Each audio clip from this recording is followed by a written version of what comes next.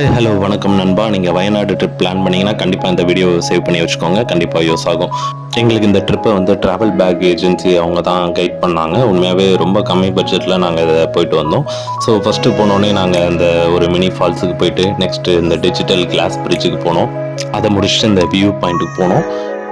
Next sky cycling try பண்ணோம். உண்மையாகவே வேறு லெவல் எக்ஸ்பீரியன்ஸ். இதெல்லாம் லைஃப்பில் கண்டிப்பாக ஒன் டைமாவது நம்ம ட்ரை பண்ணிடணும்.